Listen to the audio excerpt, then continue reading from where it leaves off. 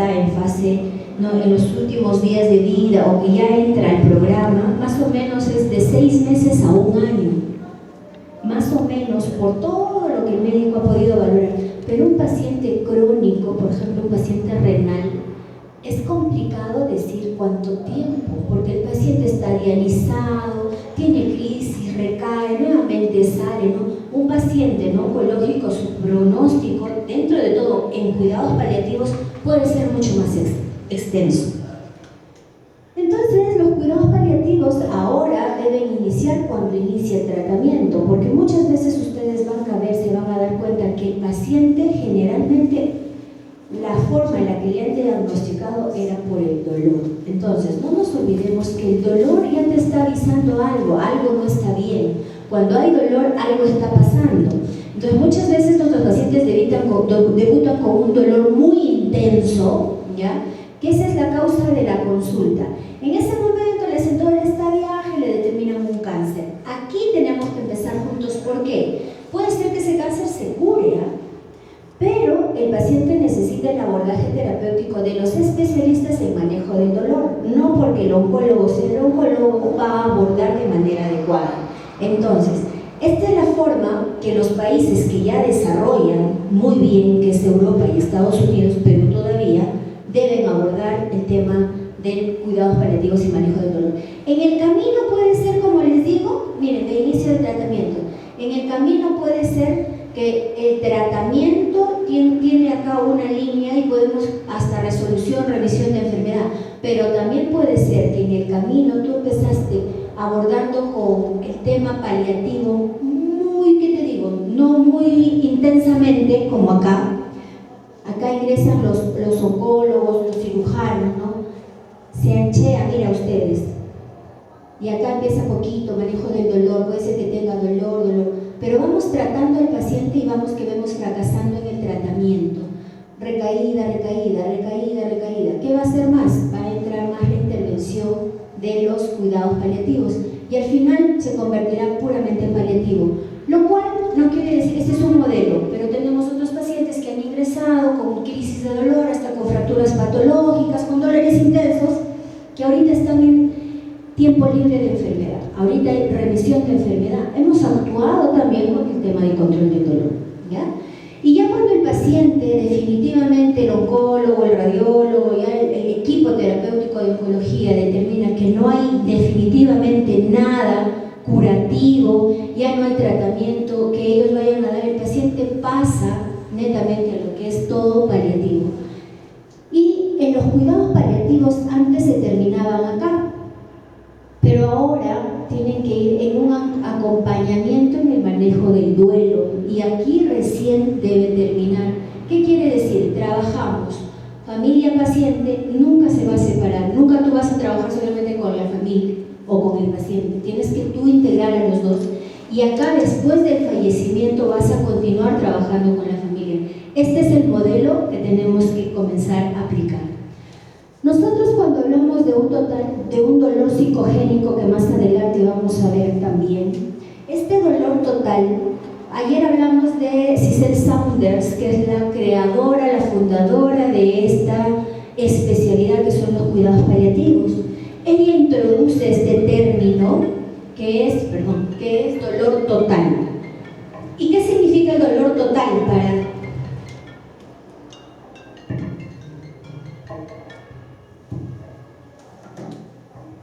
Entonces ella, muy deseosa de que comience esta tendencia a generarse, empiezan los cuidados paliativos, la cuna se puede decir, es en Londres, ¿no? Ella introduce este término de dolor total, porque ella mira que no solamente es un dolor, saben que cuando un paciente tiene dolor y tiene cáncer, a ver qué hace, no puede trabajar. Hay un tema social. El paciente no va a trabajar, se aísla, ¿ya? Por eso hablamos de un dolor total. ¿Por qué? Porque tiene aspectos sociales, burocracia, familia, amigos, un aspecto económico, porque esta enfermedad es costosa. Ver que si el paciente no tiene CISACA, si el paciente no tiene salud, es costoso hacerle el seguimiento a un paciente. Aspecto físico, el aspecto físico sí está directamente relacionado con el dolor físico, fisiología del dolor.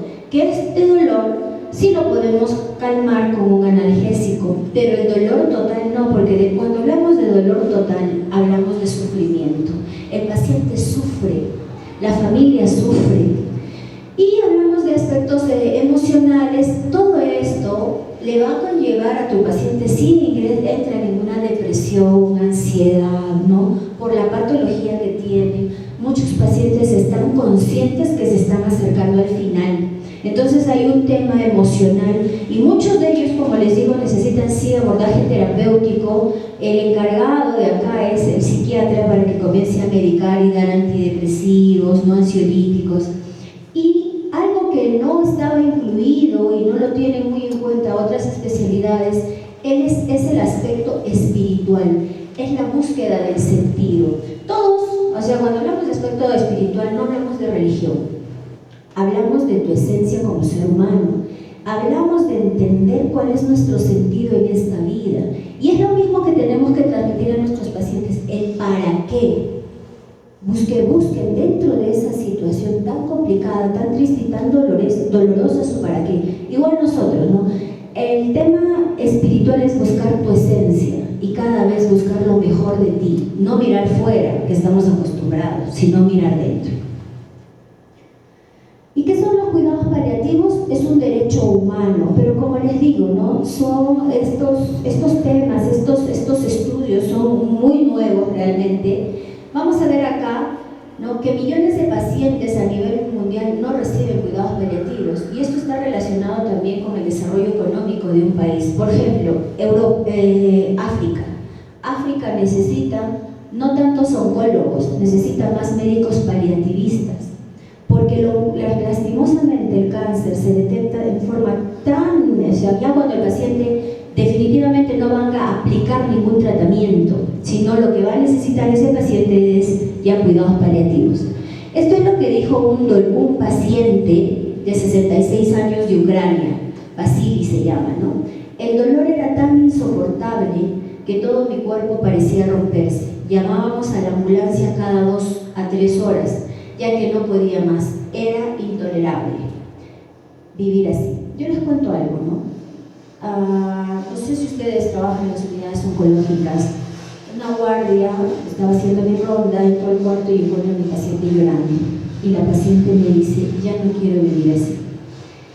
Y yo te digo algo, he tenido una triste experiencia de que un paciente sí se ha suicidado por el dolor. Si tú le calmas el dolor a tu paciente no te va a decir no quiero vivir, tu paciente no se va a suicidar. Este paciente que yo les comento no fue bien tratado. Era un paciente varón de 43 años, un cáncer de testículo, recibió quimioterapia. El cáncer de testículo se puede curar. Este paciente recibió quimioterapia hace 4 años, un esquema. No entendió la importancia del tratamiento, se sintió mucho mejor con un esquema nada más, la masa se redujo y el paciente se perdió, abandonó el tratamiento. Llega al servicio nuevamente, hace que 6 meses, le vuelven a decir, oye, ya está metastásico, tenía metástasis en pulmón, retroperitoneal, le empiezan otra línea de esquema y el esquema le cae mal al paciente. Encima el esquema ya no funciona, se comenzó a obstruir. Entonces los médicos vieron y dijeron, oye, ya no más quimio, porque ya no hay más que pueda darle al paciente, ¿no? Pero los dolores que él tenía eran increíbles, venía sudando, vino sudando mi servicio, así con una posición antálgica, no se paraba en silla de ruedas. Y yo le pregunto al doctor, ¿con qué le están dando? El paciente me dice, tomo tramal, un tramal en la mañana, 3, tomaba 150 tramal, que era bajísima dosis. Para el dolor que él tenía, mal manejado, desde ahí viene el tema. Fui donde el doctor, le dije, doctor, hay que ponerle morfina ahorita porque está muy mal. Le pusimos un coctelito, morfina, metamizol y iosina, porque su dolor era visceral. Le ponemos eso, el paciente mejoró. Le comencé a tratar con una íntima, que luego vamos a ver, el paciente con dolor controlado, pero la morfina genera tolerancia, no es adictiva, no es que mi paciente se va a depender, no. Pero cuando tú inicias, 30 al día, luego después de una semana, 2 o 3, ese 30 ya no le va a ser suficiente. Vamos a tener que ir aumentando. El paciente estuvo muy bien así, en casa, venía, le ponía el dispositivo, cargábamos un infusor. Pero el dolor comenzó a incrementarse más, se comenzó a complicar más, comenzó a tener obstrucción intestinal, necesitaba una sonda nasogástrica, él no quería y estaba lúcido. ¿Ya? Cuando yo fui a hablar con el doctor, le digo, doctor, ese paciente necesita un poco de sedación. Porque yo ya le había visto al paciente, cuando yo hablaba con el paciente tenía esas ideas, ya no puedo más, licenciado, que mire, que esto, ¿no? También ahí viene un tema de seguimiento de parte médica y de parte de psicología que no tenemos todavía en la unidad. Entonces, el paciente viene a la unidad para que yo le cambie el dispositivo. Estábamos con el dolor controlado y va a su casa. Le manda a comprar a la familia y cuando la familia regresa se había ahorcado.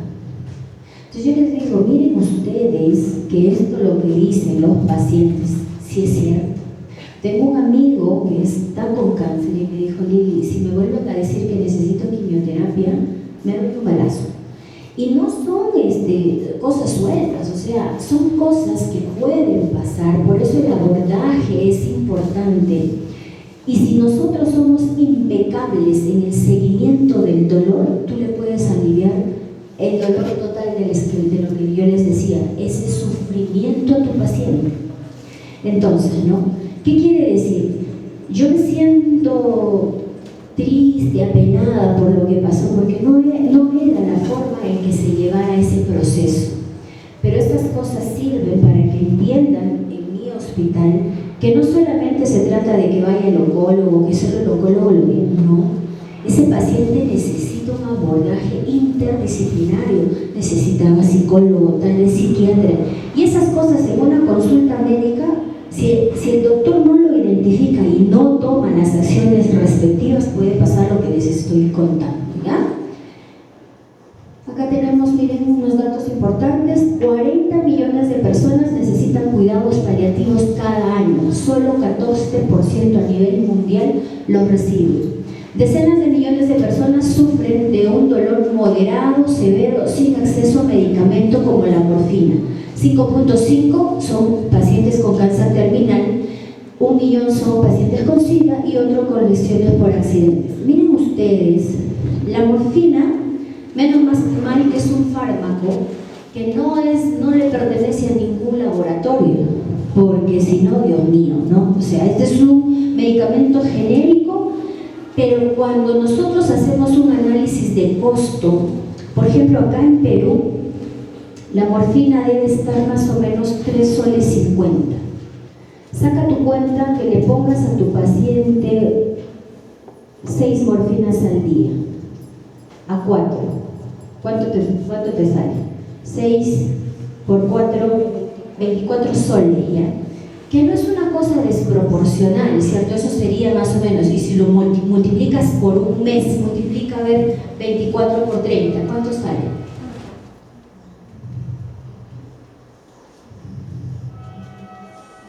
120 soles, no es cara.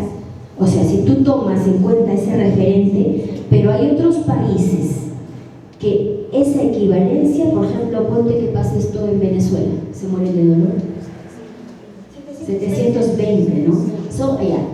Entonces, miren, 720 con un paciente, si son 6 ampollas, estamos sacando más o menos a 120 miligramos por día para un paciente, son 720, o sea, casi un sueldo básico, un básico está, o sea, si tenemos un paciente que se enferma, que no tiene CIS o no tiene salud, no es tan económico lo que estábamos viendo. Lo mismo pasa en otros países. En otros países es más, no cubre un sueldo básico para controlar.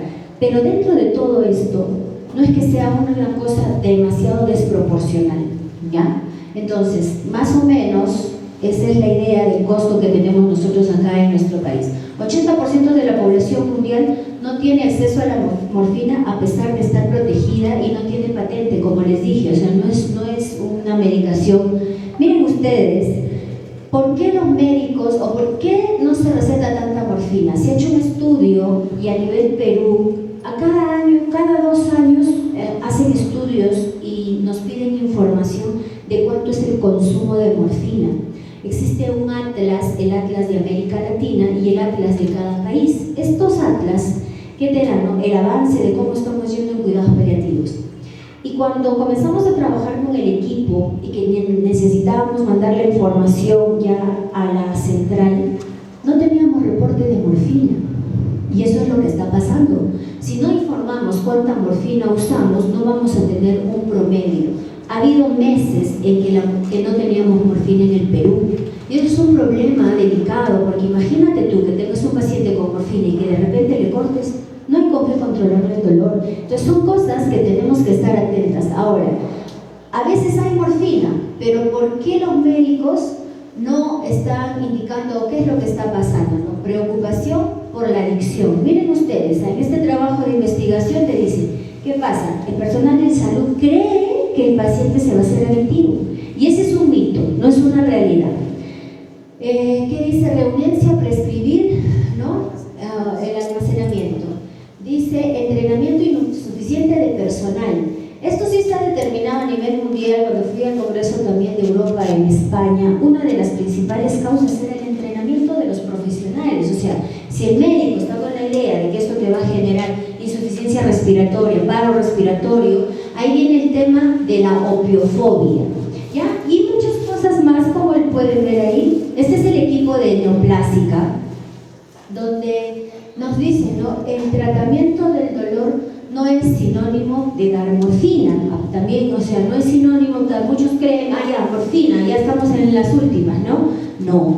Para nosotros comenzar a tratar el dolor, que sabemos, ¿no?, que es el síntoma que deteriora más al paciente, y como ya les conté, o sea, los pacientes te dicen, prefiero morir. Si tú no lo controlas el dolor a un paciente, su calidad de vida está terrible. El paciente no duerme, el paciente no come. Y el paciente, cuando le duele más, lo asocia con la cercanía a la muerte. Y el paciente sufre. Entonces, sí, el paciente te va a decir que prefiere morirse.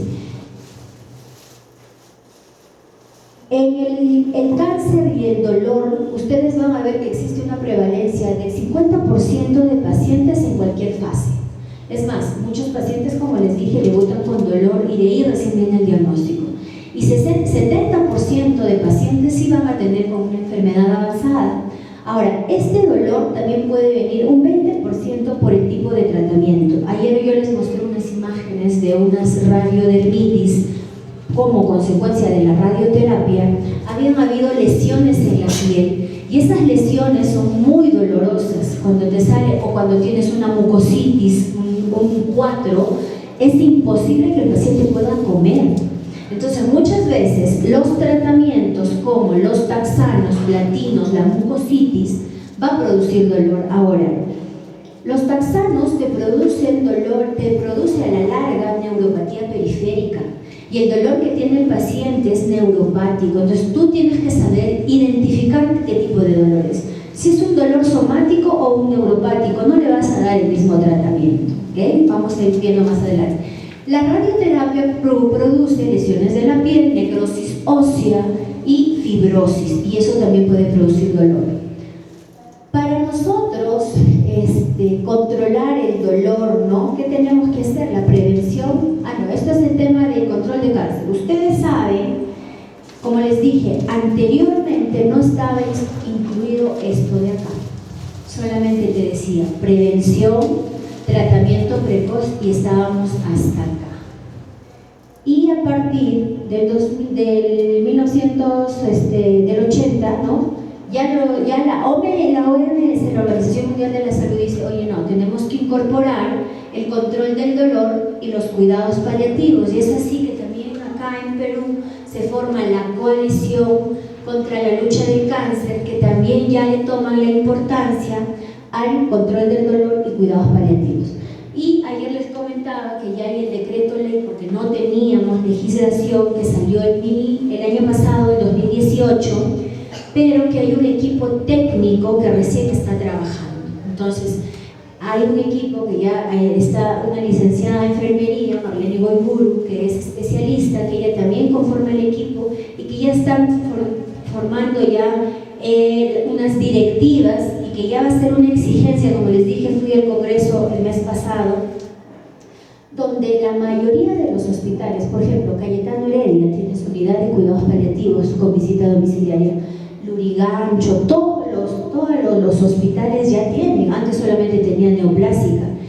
Esto va a ser una exigencia y es el piloto en Lima, pero luego van a comenzar a trabajar en regiones y van a comenzar a exigir, porque ya es una necesidad, que tengan la subida de estos programas, ¿no? Entonces hay que capacitarnos porque en esa área van a comenzar a pedir especialistas, personal calificado en el tema del dolor y paliativos. Ustedes van a ver que un paciente, cuando hablamos de paliativos, sí, pues hablamos de control del dolor, pero también hablamos de control de otros síntomas, ¿ya?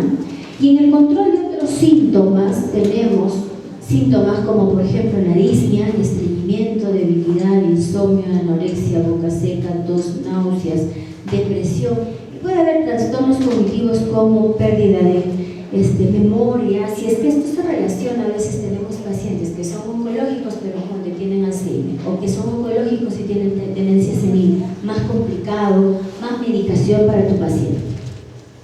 ¿Y qué es el dolor, no? La Asociación Mundial para el Estudio del Dolor nos dice que es una experiencia sensorial y emocional desagradable, asociada con un daño tisular real o potencial, ¿no? Descrita en términos de dicho tal. Es un fenómeno subjetivo, ¿ya? El dolor tiene que ver, o sea, miren ustedes, ¿no? Yo les pongo a dos personas al mismo dolor, a alguien con no. Puede ser que ella tolere y puede ser que la otra persona se desmaye. Eso tiene que ver con tu umbral del dolor, porque es por eso que dicen, ay, que los hombres son, nosotros que trabajamos en salud, ¿no? Realmente son más, que me duele, que se quejan más, que no colaboran, no se quieren levantar después de una cirugía, pero realmente les duele, no sé que sean mentirosos, ¿ya?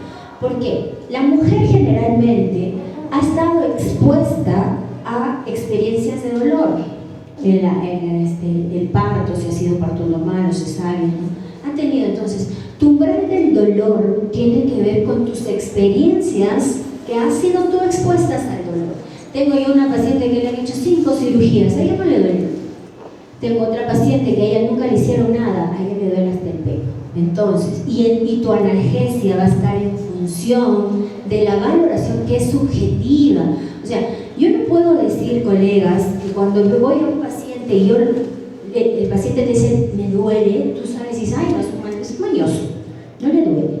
O vas y le dices, no, ya te puse, no te toca hasta las 10, y recién son que las 2 de la tarde.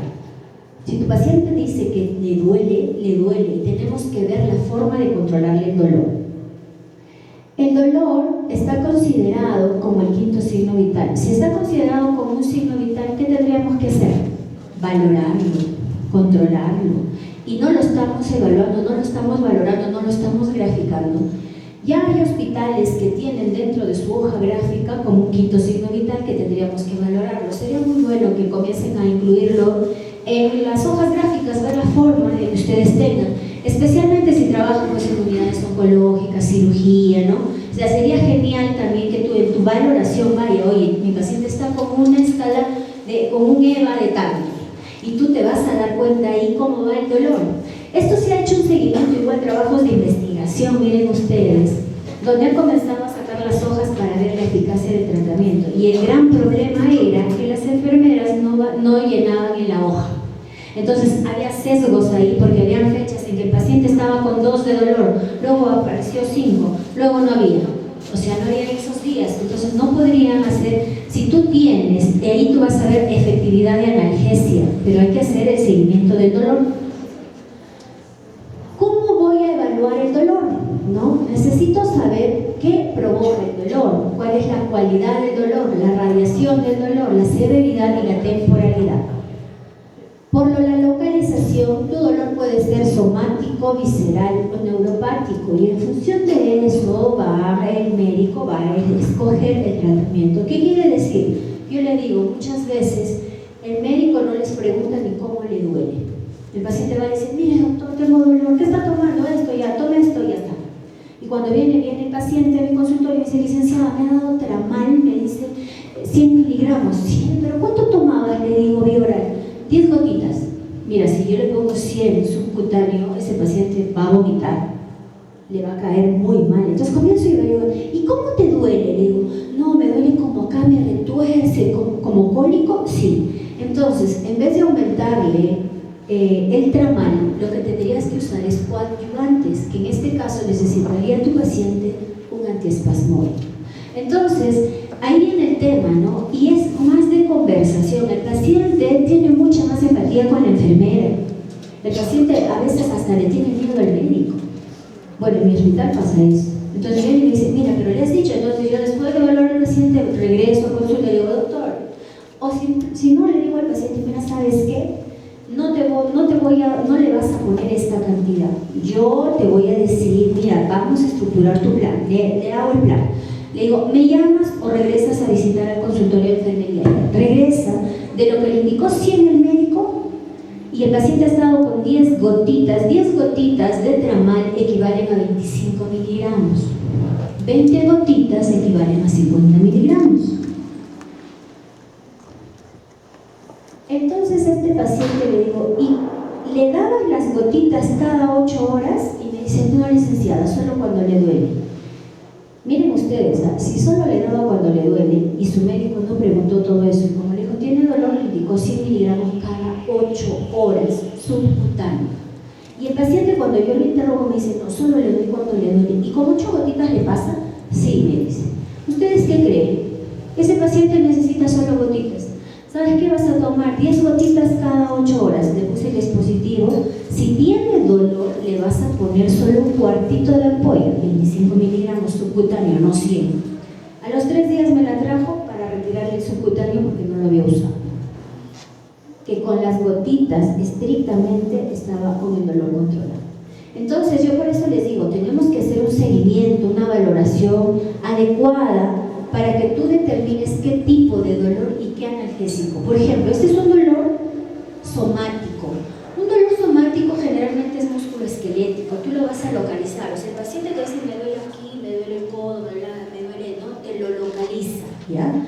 Pero un dolor visceral es un dolor profundo, opresivo. O sea, ningún paciente te va a decir, me duele el páncreas, me duele el intestino. Es un dolor, es más, es un dolor referido. O sea, tú sientes un dolor en faja. Entonces, por eso es importante preguntarle. Un dolor visceral puede ser tipo cólico. Y generalmente tú vas a ver el dolor enfocado a la patología. Si tienes un hepatocarcinoma, va a haber dolor visceral. Si tienes una metástasis ósea, va a haber un dolor somático. Si tienes una compresión medular, va a haber un dolor neuropático. Entonces, tú también, tu enfoque, ¿qué te va a ayudar? Que sepas la historia de tu paciente, qué es lo que tiene. Este es un dolor neuropático. Miren ustedes, ¿no? Le han seccionado todo el brazo, una amputación, y esto de acá es un dolor horroroso. El dolor neuropático, o sea, ha habido lesión de terminaciones nerviosas. Puede ser un dolor neuropático periférico o de origen central. Este dolor es uno de los dolores más complicados de tratar. Igual, si es un dolor neuropático, no solamente va a ir analgésico, sino va a ir coadyuvante. Y generalmente se usa antidepresivos por el efecto secundario que tiene de bloquear estas terminaciones, ¿ya? Entonces, muchos de ustedes van a ver, ¿por qué toma gabapentina, carbamazepina, no? Es por el dolor neuropático de tu paciente. Importante ver las características del dolor, si es continuo, si es incidental, si es irruptivo. Cuando es continuo, pues es continuo. Incidental, cuando tu paciente de repente está sin dolor, pero a un estímulo, por ejemplo, el movimiento, tu paciente le duele. Ese dolor también es complicado de tratar porque tú sabes que es a un estímulo. Entonces, generalmente, si yo voy a movilizar a mi paciente, 20 minutos antes o media hora, le puedo dar un poco de analgesia. Y otra cosa importante, si tu dolor es oncológico o no oncológico. ¿Cómo podremos nosotros valorar el dolor? Hay muchas formas de valorar el dolor, hay muchas escalas para valorar el dolor. Tenemos la escala visual análoga, la visual numérica, la escala de Anderson, la escala de Campbell. La que usamos generalmente es el EVA, ¿cierto? Que es una escala, una reglita del 0 al 10. 0 sin dolor y 10 el máximo dolor. Esta es la escala verbal numérica, igualito, no se parece al EVA. Miren ustedes, no hay dolor, 10 es el peor dolor. Y acá hay otro tipo de escala, la escala visual simple, ¿no? Donde 0 significa sin dolor. Esta escala no la usamos, chicas. Esta escala de Andersen es para pacientes quirúrgicos, posoperados. Y esta escala de Campbell es para pacientes sedados, con pseudoanalgesia. O sea, tú estás sedando a tu paciente, pero también tienes que valorar, y ahí que vas a ver facies que se contrae, no se contrae, ¿no? ¿Para qué? Para que tú de esa manera puedas incrementarle el analgésico a tu paciente. Y como yo les contaba, en el año 1980 la OMS se comienza a preocupar y dice, oye, ¿cómo vamos a hacer? Hay mucho tema del dolor mal controlado y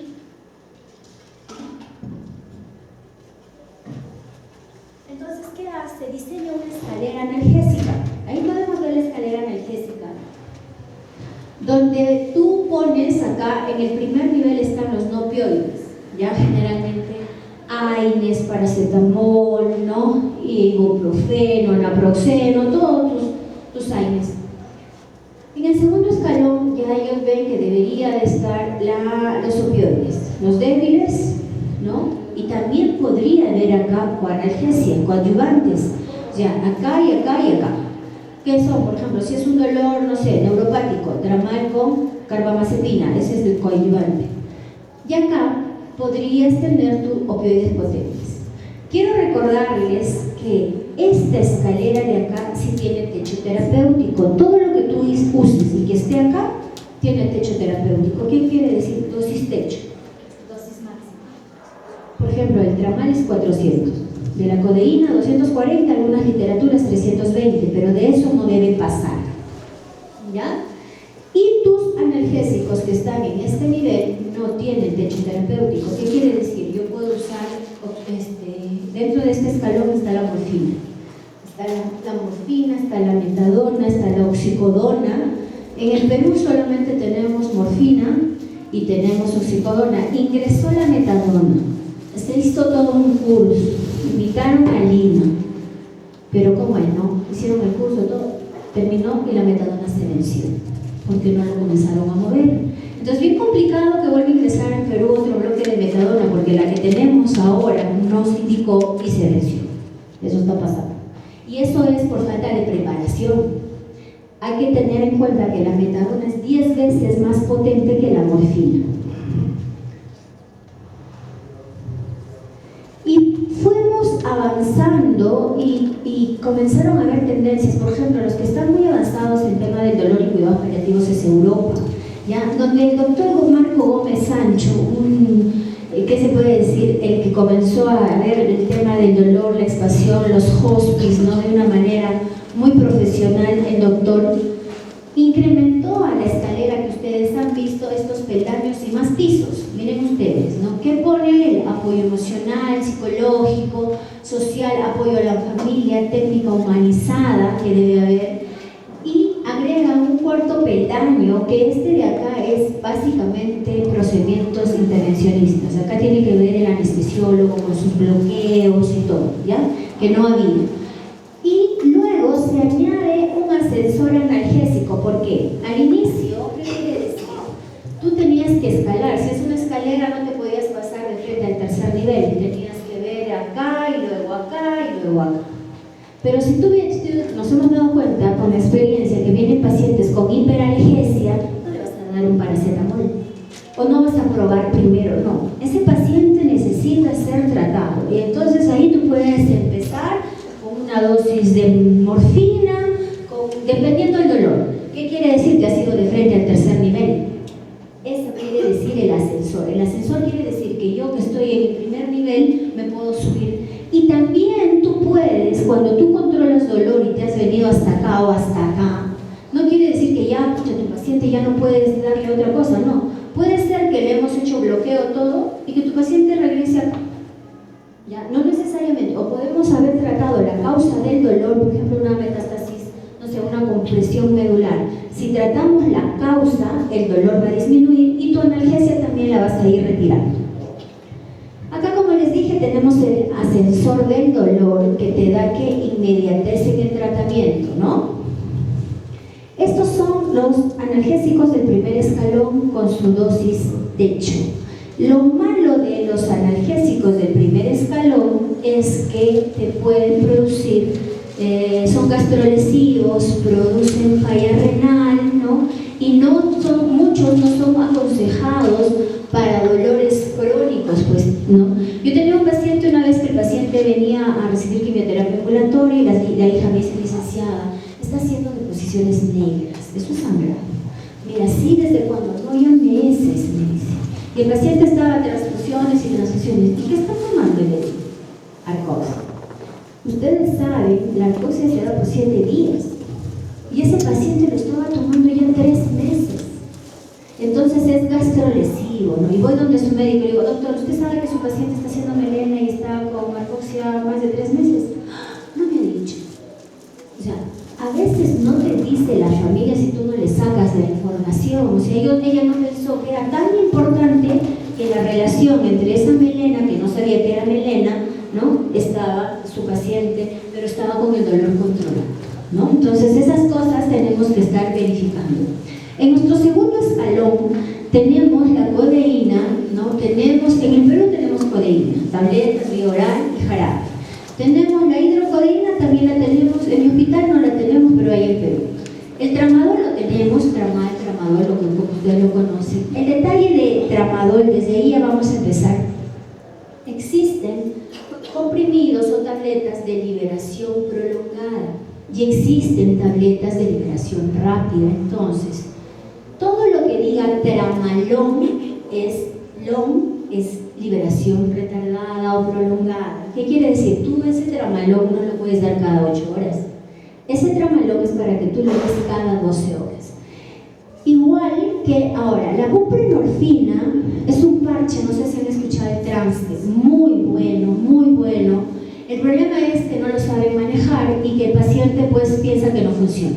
La buprenorfina es un par, viene entre 32 y 52 microgramos, ¿ya?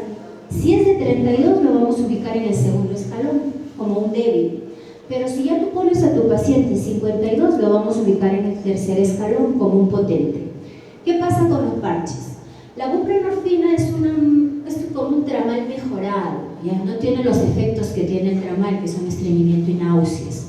Pero cuando tú pones parche a un paciente, tú tienes que explicar a tu paciente que el parche va a funcionar recién más o menos, promedio 15 horas. Más o menos debería funcionar entre 12 a 17 horas. Y eso también tiene mucho que ver. Por ejemplo, si tu paciente el día que le pusiste el parche hizo fiebre, el parche se puede liberar mucho más antes. Es más, ¿qué va a pasar? Va a llegar un pico porque el calor hace que este se libere y no va a durar, la analgesia se va a perder los últimos días y tu paciente va a pensar que no funciona el parche. Yo he tenido pacientes que me han llamado diciendo: licenciado, por favor, ya le puse el parche, pero sigue con dolor. ¿Y cuándo le puso el parche? Hace media hora. Pero el doctor me ha dicho que en media hora comenzaba a funcionar, me dice. Mentira. Y cuando le damos una información errada, no le van a seguir dando la analgesia previa. Si tú pones hoy día parche, tú tienes que darle siquiera 2 dosis más de lo que tomaba antes, que generalmente es tramal, pese que está con parche. Después, más o menos de las 2 dosis que le has dado, ya no vas a necesitar darle más analgesia porque el parche ya empezará a funcionar. El parche no se pone donde duele porque es un parche sistémico. Tenemos parches locorregionales que son los de lidocaína, pero los parches de buprenorfina, si tu paciente le duele el pie, no le vas a poner en el pie. Yo he visto médicos que le han dicho: tiene un dolor de rodilla, póngase en la rodilla, y eso está mal. Entonces, no es un parche locorregional. La buprenorfina puedes ponerle también a un paciente con un parche locorregional, sí. Si tu paciente le duele en la zona lumbar, por ejemplo, y está con buprenorfina, que la zona donde elegimos es a nivel pectoral, ¿ya? Le puedo poner la buprenorfina y también puedo ayudarme con un parche locorregional. Pero no podría poner 2 parches sistémicos, por ejemplo, fentanilo y buprenorfina. Son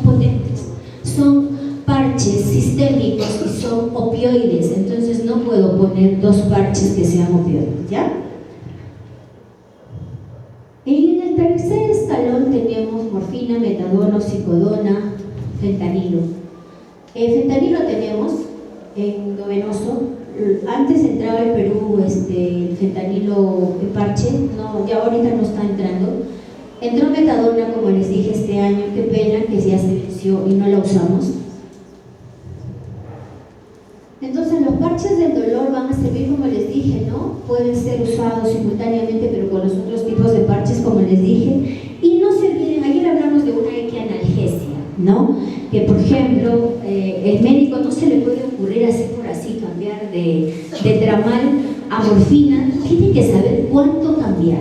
Por ejemplo, ¿no? Tengo un paciente que estaba con tramal 150 y el dolor no controlado, el médico viene e indica 80 de tramal para el día en infusión. Comienzan a ponerle y la paciente se comienza a poner mal. Comienza a estar media adormecida, media dormida, ¿no? ¿Por qué creen?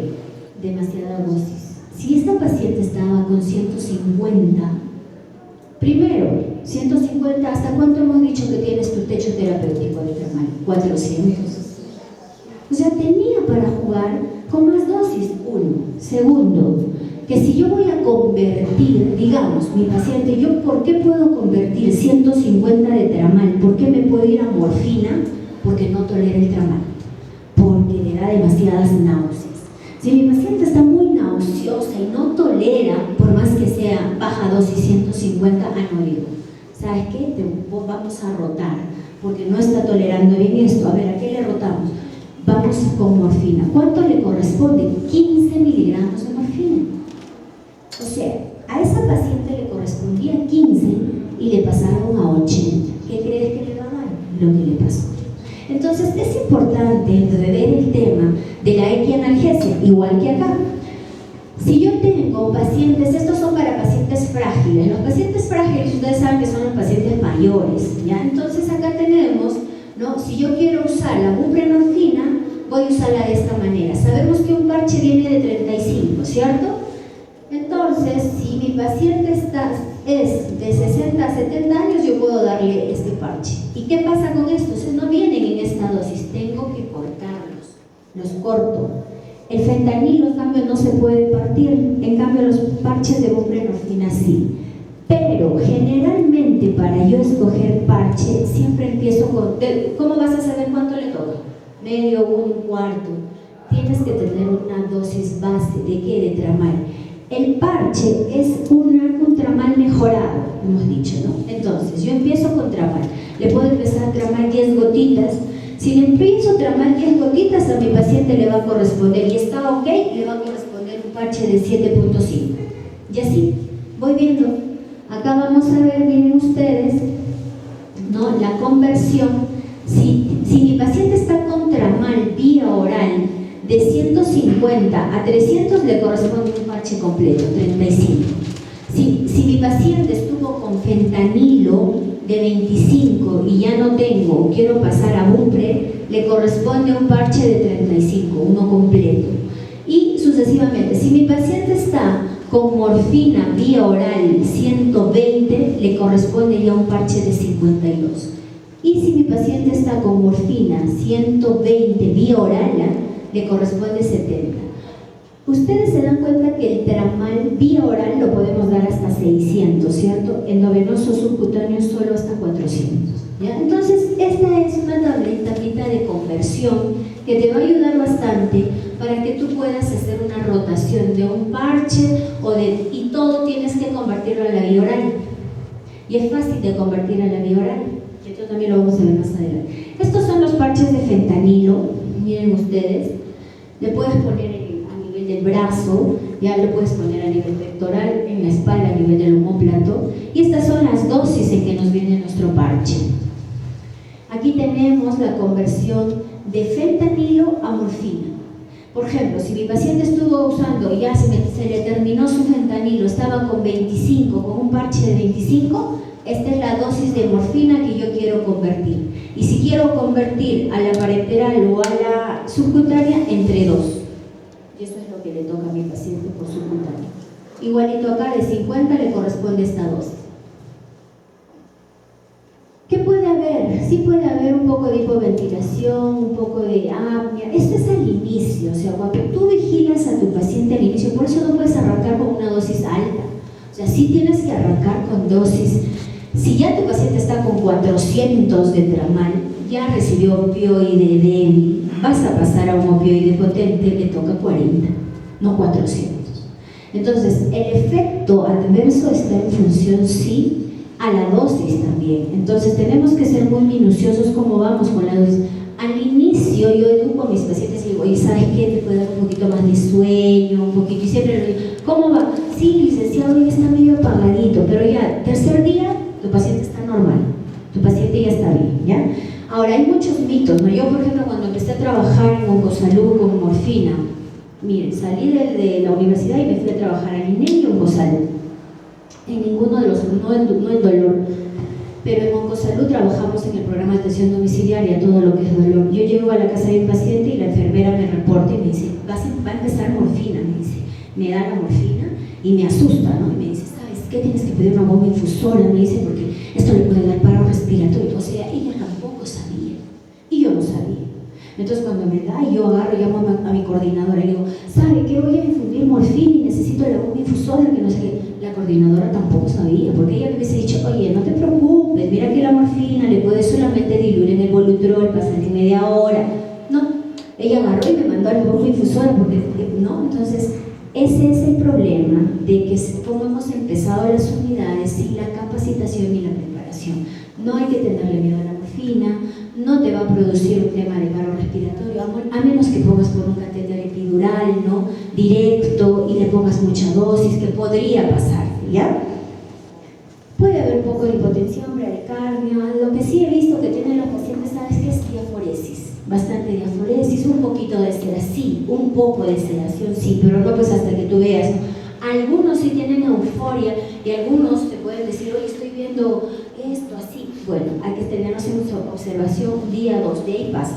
He tenido sí una paciente, yo les digo, ¿no? He tenido pacientes, yo he trabajado más de 20 años con infusiones, morfina.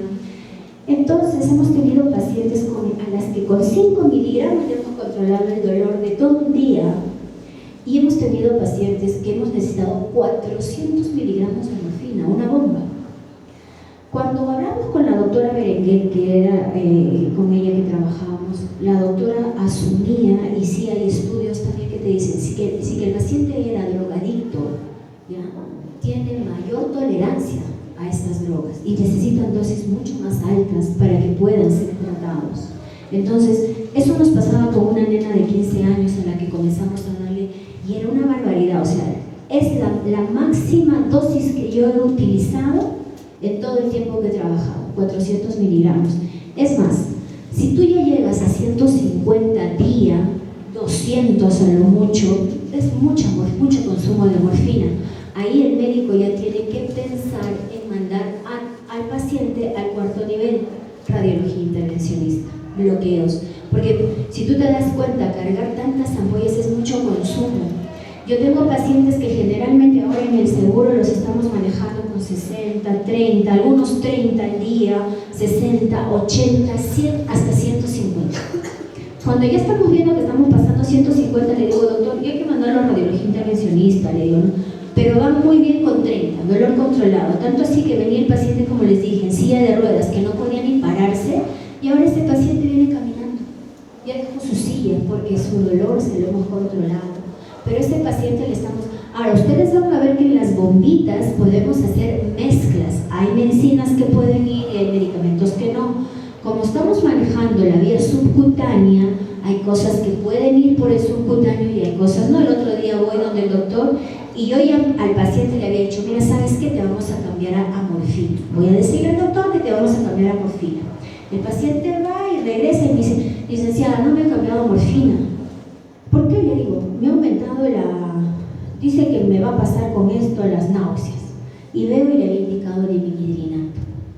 Y el dipimidrinato no puedes poner tú por vía subcutánea, uno. Y no puedes mezclar con otros fármacos en tu bomba.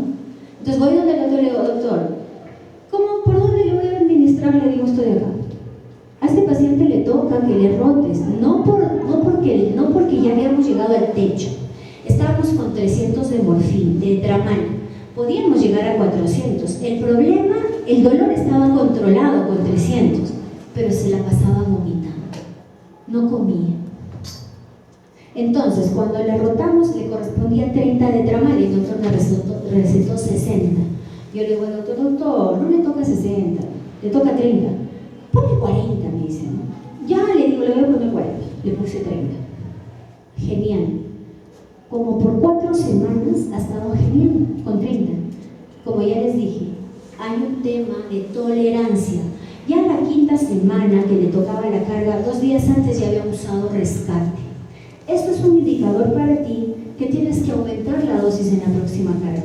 Así es que la siguiente carga ya le correspondía, ya le pusimos 40. Pero ya porque teníamos evidencia, la familia me había dicho, licenciada, desde hace 3 días le estamos poniendo rescate.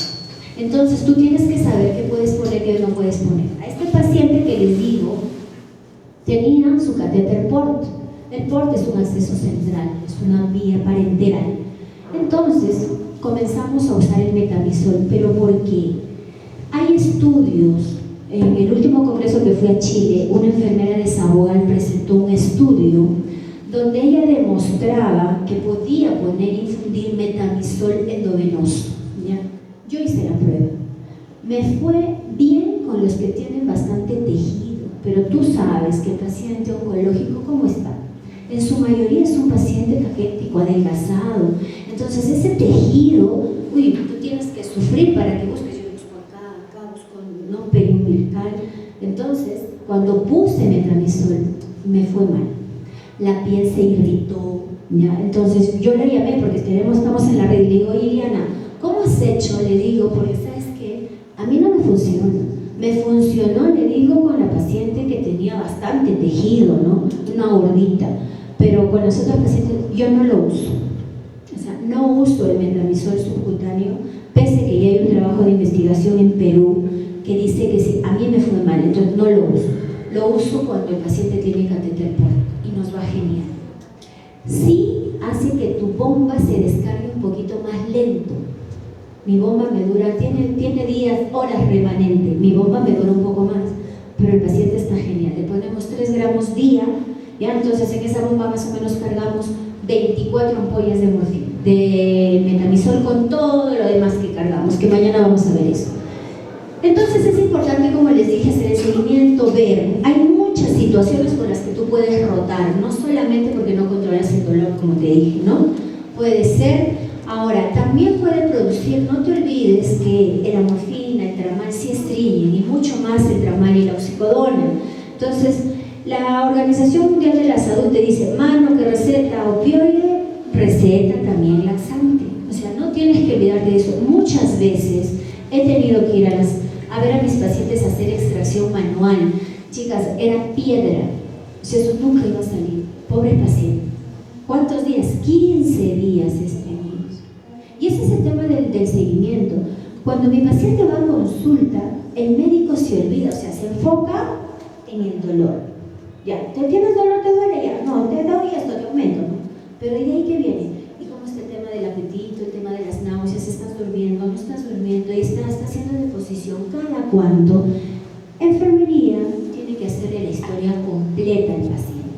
Entonces, ¿no? Muchas veces, por más que tú le des el laxante que le des, no hace deposición.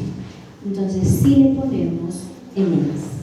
Siquiera 2 enemas a la semana, y con eso tu paciente está muy bien. O sea, en este momento tú tienes que evitarle todas esas situaciones a tu paciente. El que esté estreñido es otra complicación para tu paciente. Va a dejar de comer, va a estar distendido, puede producir también un dolor distinto. Entonces, si hacemos el seguimiento, vamos a poder controlar todo eso. Puede haber prurito, sudoración, como les dije, sí. En las fases finales, en los últimos días del paciente, podríamos llamarle la agonía.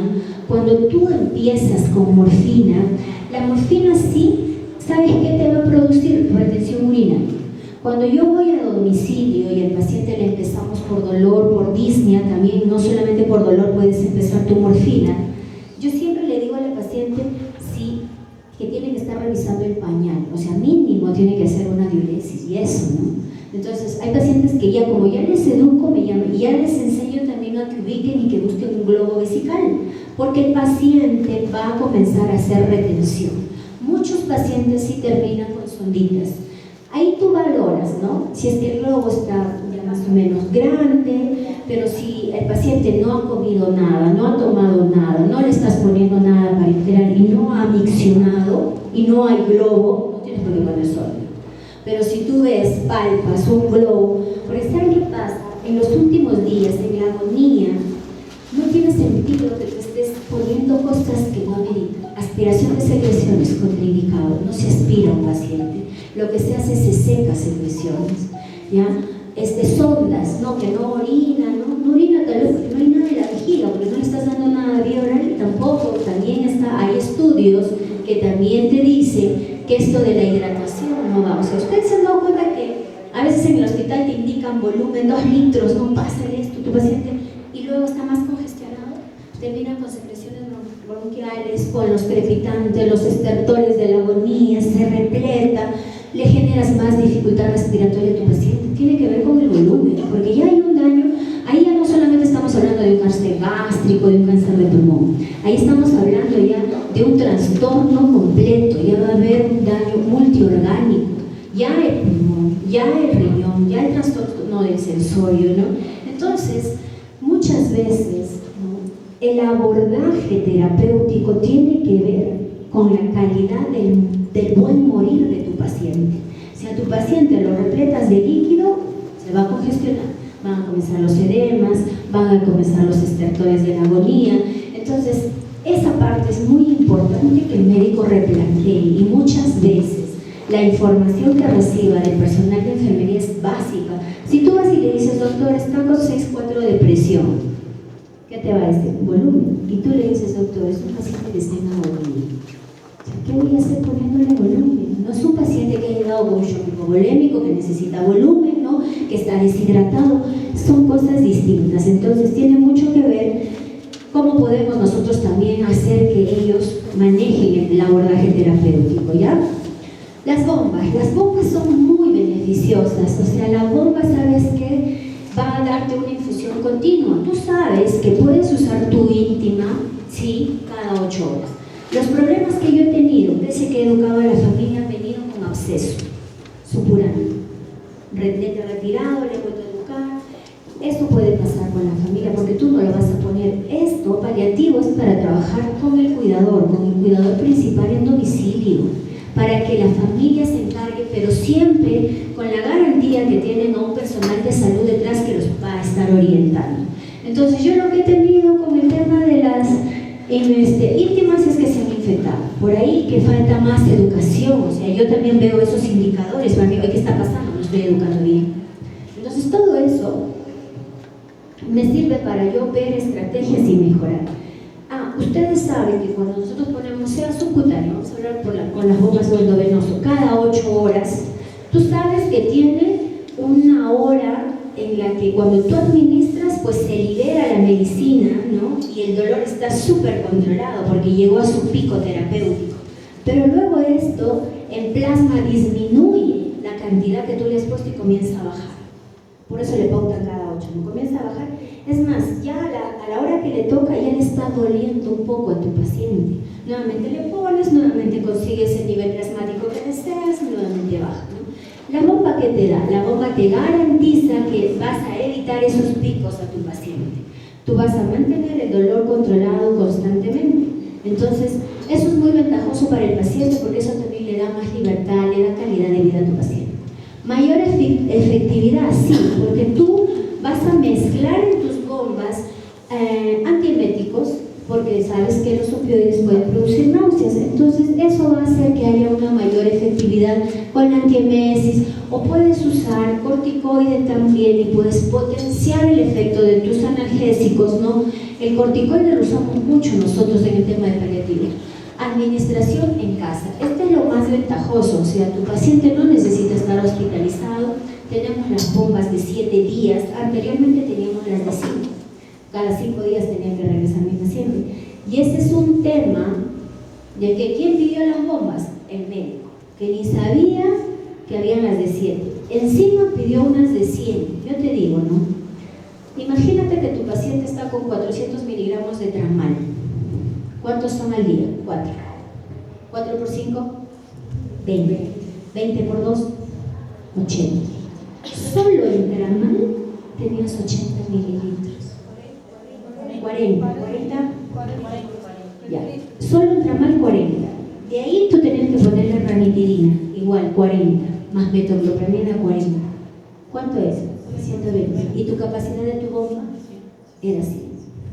Yo estaba enojada y digo, ¿quién ha pedido este infusor, no? Porque, doctor, ¿qué voy a cargar acá? Le digo.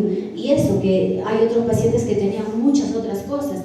Generalmente una carga de bomba con lo básico, con lo mínimo, volumen 130. Si mi paciente ya está con metamizol, con otras cosas más, casi llego a 200 de capacidad solamente en fármaco. ¿Cómo uso les decía? Encima de 100 y de 5 días. Lo que yo tengo que facilitar a mi paciente por el estado en que está, es que esté más días pues en su casa, que venga a buscarme el 7º o 8º día, que tendrán mis bombas. En cambio no, estos pacientes tenían que regresar al 5º día. Encima, tenía yo que escoger qué meter en la bomba, la prioridad era la analgesia, pero el paciente estaba vomitando. ¿Por qué no le daban la antiemesis completa? Les decía, ¿sabes qué? Esto tienes que tomar.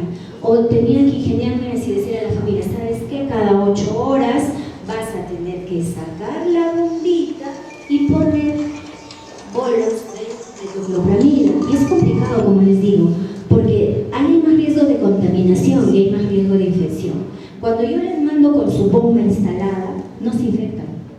Cuando yo les doy por dosis, se infecta. Hay más infección. ¿Ya? Entonces, todos esos temas tenemos que tener en cuenta cuando nosotros manejamos.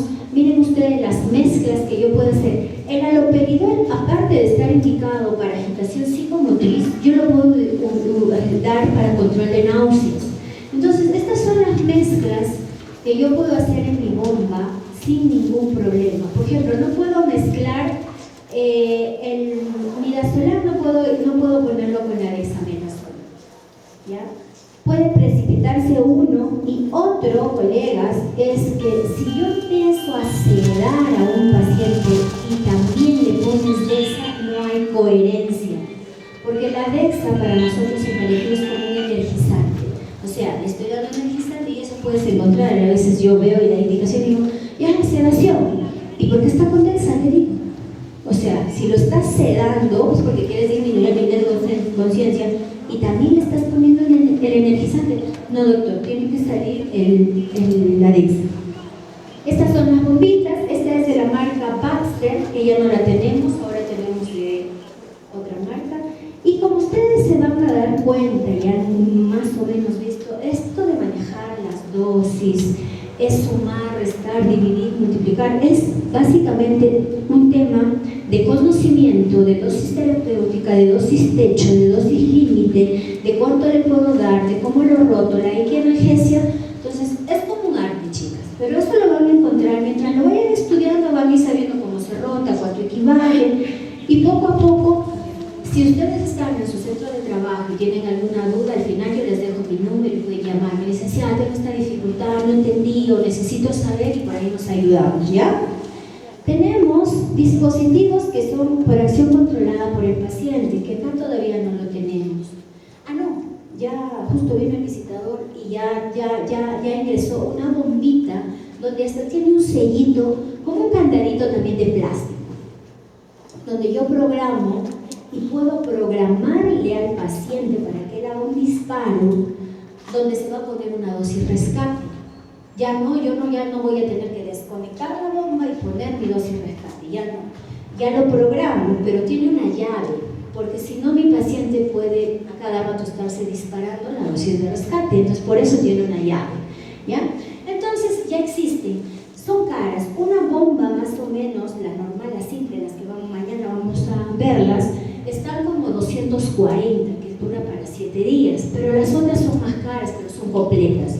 Por ejemplo, ya viene en un material fotoprotector para mis medicinas, ¿no? Ya está con la línea radiopaca, las que tenemos, ¿no? Por eso le educamos al paciente que tiene que proteger en una bolsita negra y todo lo demás.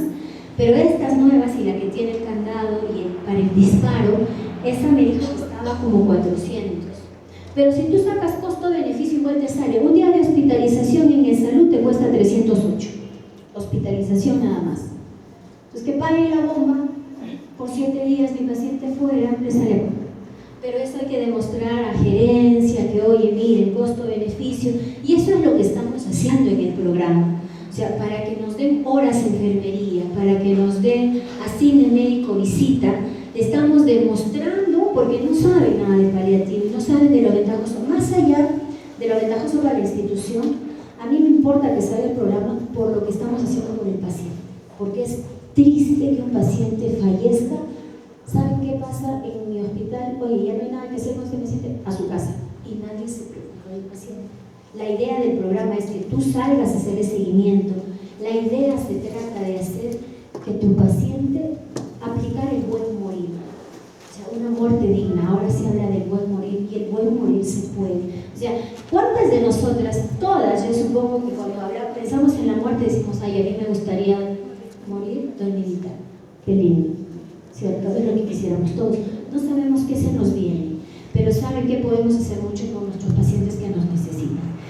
Entonces, este de acá es controlado, que ya hay, pero todavía, como les digo, está entrando el registro, el número SAP y todo eso, espero que lo tengamos. Bueno, la vía oral es la vía que preferimos. Por eso, cuando viene la paciente y me dice que con 8 gotitas y la doctora ya le indicó el subcutáneo 100, la paciente, mientras pueda tomar vía oral, es la vía oral, ¿ya? Transmucoso también hay, sublingual, transdérmico. Por ejemplo, si tú tienes una paciente con hiperalgesia y tienes las gotitas y le das sublingual, le va a funcionar mucho más rápido.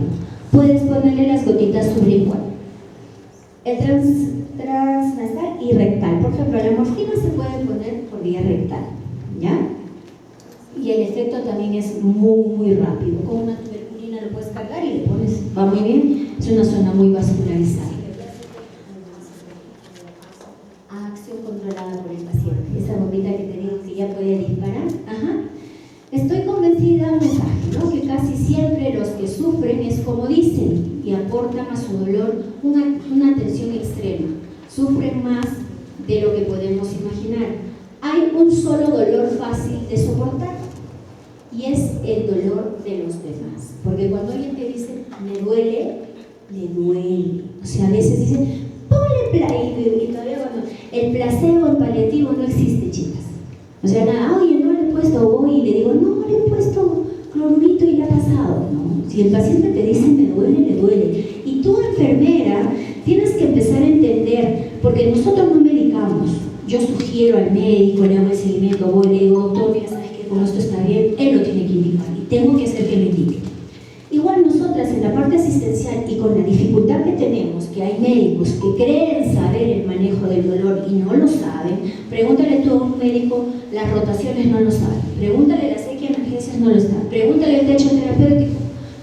Entonces, lo que tú tienes que hacer para garantizar tu trabajo y para garantizar que a tu paciente no le duela es que consigne la dosis rescate. O sea, tú tienes que saber que existe una dosis rescate y tienes que hacer, por ejemplo, si tu paciente tiene un dolor oncológico y está con tramal cada 8 horas, pedirle al médico que consigne también tramal cada 8 y que te ponga rescate de 50, esa es tu dosis de rescate. Es distinto el PRN por necesidad. Por ejemplo, deja tramal por necesidad. Bueno, ahí tú puedes usar cuantas veces ha necesitado tu paciente, pero si te deja dosis pautada cada 8 horas, tú le dices, doctor, déjeme también indicada la dosis rescate. ¿Tu dosis rescate qué quiere decir? Le has pautado, en mi hospital usamos el horario 6 de la mañana, 2 y 10 de la noche, ¿ya?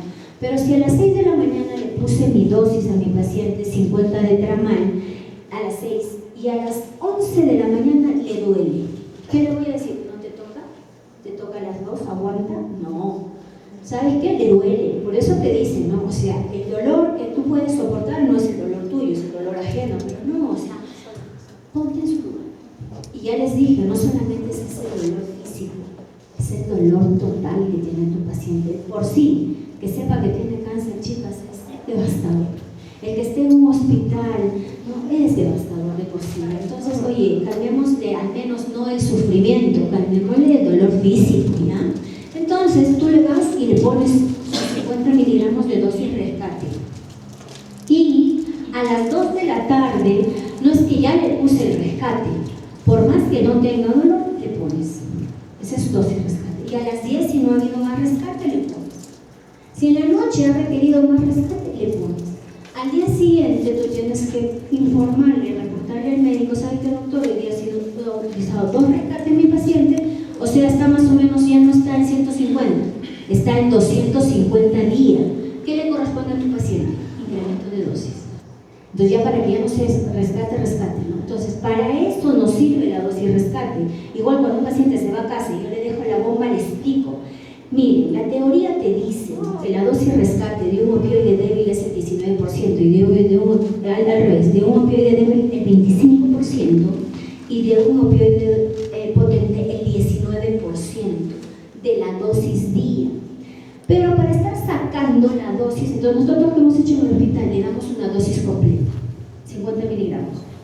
Porque si tú sacas el 25% de 150 no sale 50, sale menos, sale como 30, ¿ya? Pero por eso ya lo redondeamos y le ponemos. Igual, si mi paciente está usando tramal, morfina, 30 miligramos en infusión y le duele, porque ya está en casa, y me dice, licenciada, me duele, le digo, ¿sabes qué? Ponle 10 miligramos. Y le desconectan la bomba y le ponen ellos. Le digo, anota en tu cuaderno, todos tienen un cuaderno. Y eso va pasando, ¿no? Al día siguiente no usó, al día siguiente no, solamente usó uno en una semana, cada 7 días le cambio. Si viene y me dice, licenciada, solo usé ese día. ¿Y qué pasó? No, es que ese día lo saqué de paseo y puede ser un factor condicionante. No necesito incrementar a la bomba por un día. Pero si mi paciente viene y me dice, licenciada, todos los días le duele y todos los días le estoy poniendo la dosis de rescate, ya tengo que aumentar. O sea, ya necesita. Es más, cuando me llama le digo, le duele mucho, sí, ¿sabes qué? Ponle dosis rescate horaria. Ponle, porque está con la bomba, no la puedo sacar. Le digo, ponle cada 12 horas. Bien, ¿cómo está con eso? Genial. Le pongo 20 miligramos más por día a la bomba. Entonces así vas manejando tu dosis de bomba, ¿ya? ¿Qué más? Miren, una paciente es una paciente con una enfermedad terminal, es una leucemia, pero mírala tú, no tiene dolor. Mientras tu paciente no tenga dolor, tiene esperanza, vive, tiene vida. Esos últimos días los vive, los disfruta. Y tú no sabes que ellos disfrutan más que tú, que aparentemente lo tenemos todo. O sea, no sabes cuánto te enseñan estos pacientes. Recomendaciones, como ya les dije, la vía oral o la transmucosa es la primera elección, dosis horaria, reloj en mano. Yo les digo, no, reloj en mano. O sea, puede ser que tú en naproxeno, ibuprofeno, los aires les digas, oye, después de los alimentos, ¿no? Porque está gastrolesivo. Pero cuando tú empieces con tramal, con morfina, es reloj en mano, ¿ya? Dosis individualizada, como les dije, tengo que hacer el seguimiento a A y a B, porque a ella le pueden ir con 8 gotitas. Cada 8, a la otra no, con tramalón, 100 cada 12. El tramalón también viene de 200. Cuando tú veas LON, ya sabes, el MSLON, la morfina igual, la morfina también viene de liberación prolongada. O sea, chicas, yo tengo médicos que indican partir la oxicodona. Cuando roté en medicina, el doctor decía, la mitad de la oxicodona, y yo le digo, doctor, esta es oxicodona de liberación prolongada, no se parte, ni se muele. Existe oxicodona de liberación rápida. Entonces yo le digo, si quieres usar de liberación rápida, dele la de 5, ¿por qué parte una de 10? Dele de 5 cada 8. ¿Y por qué se da oxicodona? Le digo, o sea, ¿por qué no prueba tramal? ¿Ya probaron? Empezamos con tramal gotitas 10 y le calmó el dolor. O sea, ahí viene el tema, ¿no? O sea, yo no sé. Entonces, oxicodona viene de liberación prolongada y de liberación rápida. La prolongada de 20, la rápida de 5. Morfina viene de liberación rápida, que ustedes la van a ver como MSLON. Todo lo que es LON, van a ver que es prolongado. Y el tramalón viene también de liberación rápida y liberación prolongada. ¿Qué quiere decir? Si viene un paciente con un dolor agudo, tú no le vas a dar una oxicodona, porque la liberación es lenta. Tú, si viene un paciente, le vas a dar una oxicodona, la de 5. En 20 minutos o 30 le va a pasar. Y si no, le vas a poner un subcutáneo de algo, para que le pase más rápido.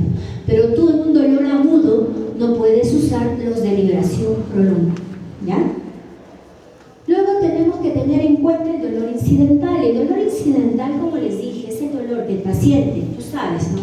Que cuando lo mueves le duele. Entonces, ese dolor es medio complicado. ¿Qué quiere decir? Si tú identificaste la causa de ese dolor incidental, ¿qué vas a hacer?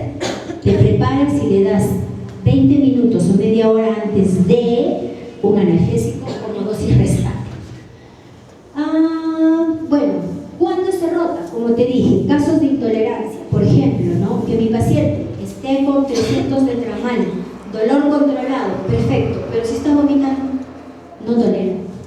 Ahí en esos casos yo puedo decidir rotar el analgésico, o le sugiero, ¿no? Doctor, ¿sabe qué? Ahí rótele porque mire cómo va con esto. Cuando un paciente, acá vamos a ver las prioridades según fase.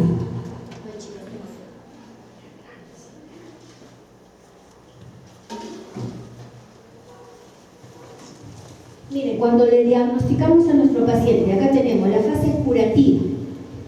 Tu prioridad es la supervivencia. Es más, si acá viene un paciente y hace un paro, a tu paciente lo vas a meter a ventilación mecánica, todo, porque tu paciente es recuperable.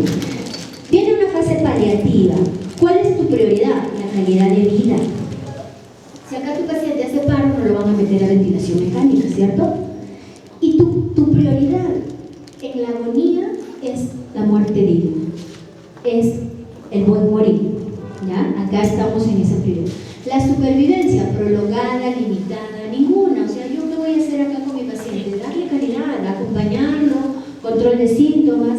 Tolerancia a la agresividad terapéutica elevada, como te digo, de todo. Haces de todo por tu paciente, ¿ya? Desde el tema de enfermería, tú vas y lo priorizas a tu paciente. Igual priorizas a un paciente en esta fase, ¿no? O sea, no porque acá estamos hablando de prioridad terapéutica, ¿no? Pero igual todos mis pacientes son una prioridad. Paliativa es tolerancia a la agresividad baja. Muchas veces a estos pacientes paliativos sí le hemos puesto radioterapia, le hemos hecho cirugía, le hemos puesto quimioterapia paliativa, ¿cierto? Entonces acá es baja y acá es nula. No vas a hacer que podríamos ponerle catéteres, no. La hidratación, como te dije, hay estudios, ¿ya?, que te dicen que empeora la situación, le generas más complicación a tu paciente si vas a hidratar. Por ejemplo, acá no hidratación y no alimentación. Y este es un tema de cultura. ¿Sabes qué pasa? Tú que eres de buen comer, como yo, ¿no? La familia, cuando tú estás enfermita, ¿no? Qué bien, como un caldito, como una mazamorrita. O sea, lo que quieres es que comas, porque la comida lo relacionan con el amor que te tiene. Y eso es a nivel general.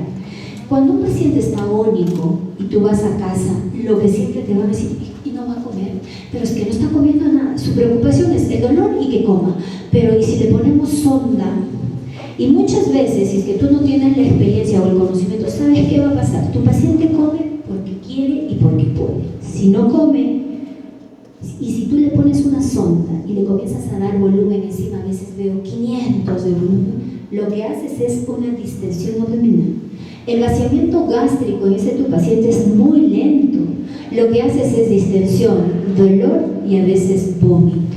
Entonces, si tú le explicas todo eso a tu paciente, que no requiere, que realmente ya no requiere, si tú le explicas bien que estamos en agonía, en la fase agónica, que más que nada tu paciente necesita contacto, que necesita acompañamiento, tampoco necesita que lo estén abordando, porque tú te vas a dar cuenta que un paciente agónico ya está como medio dormido, medio somnoliento, y hay trastorno de conciencia, ¿no? Yo tengo familias que van, despierta, pero estás bien, ¿no? Eso lo hacen por el amor que le tienen. Entonces, si tú les explicas y dices, mira, el acompañamiento, el contacto es bueno.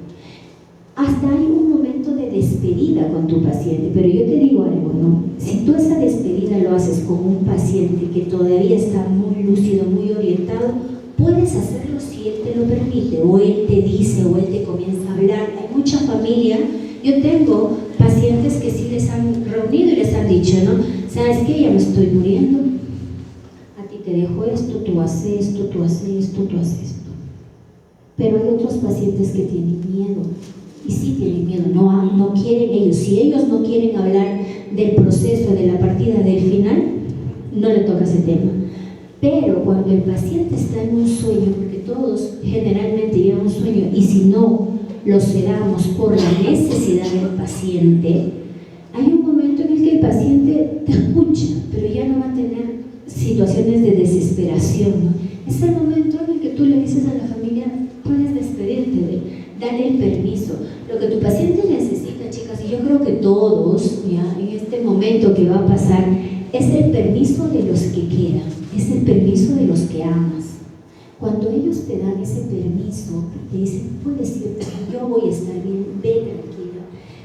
Ustedes no saben la paz que tiene el paciente y el desenganche es increíble. Como les digo, yo he trabajado más con pacientes de este tipo.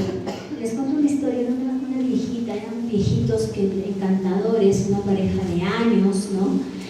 Y la señora le decía, le lloraba, y decía, no te vayas, no me dejes, no te vayas. Cuando yo entro a hacerle la visita, encuentro esa escena, ¿no? Pero el paciente ya estaba agónico en las últimas, ¿no? Y yo le llamo a la esposa y le hablo y le digo, ¿sabes qué? Ya, él quiere partir, mira que esto, que daré permiso, libéralo, ¿no?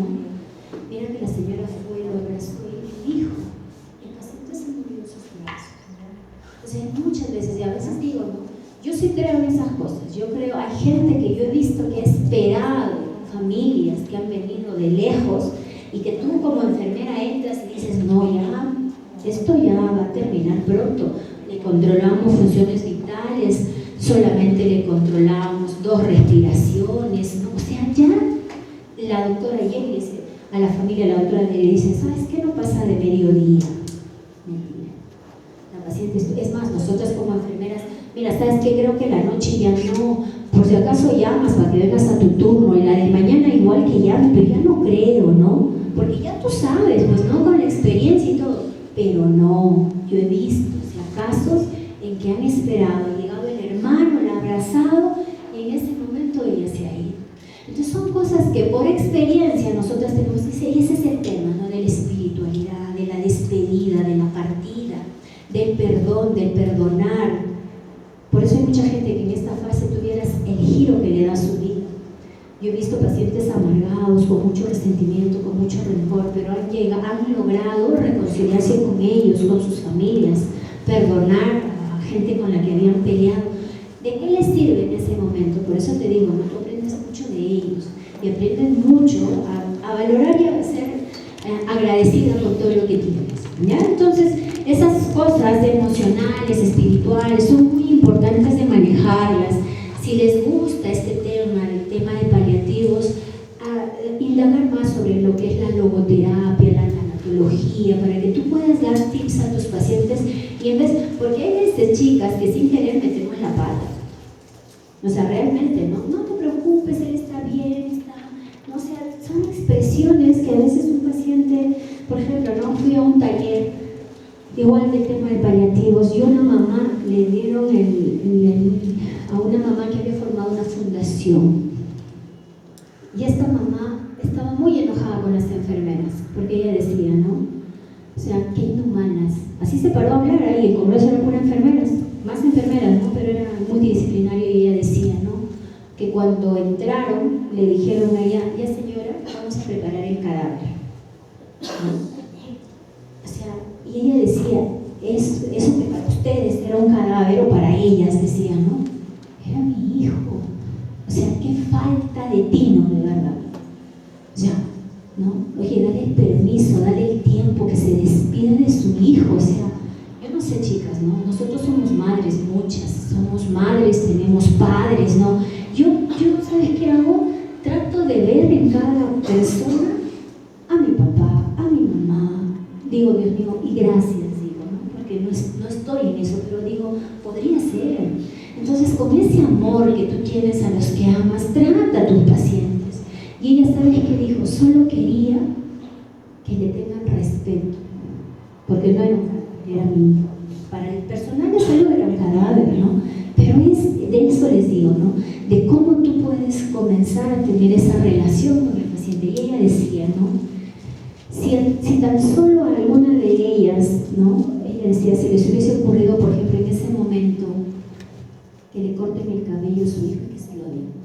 Para ella hubiese sido el mejor tesoro. Yo hago eso ahora.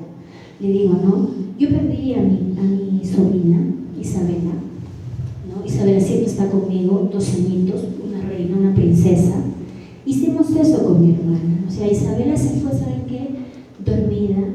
Y es increíble, ¿no? Cómo pasó. Ella falleció en Estados Unidos, yo fui allá.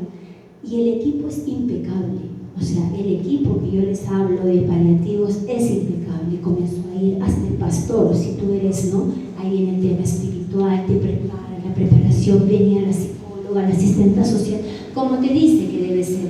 Acá lo estamos incorporando y lo estamos manejando.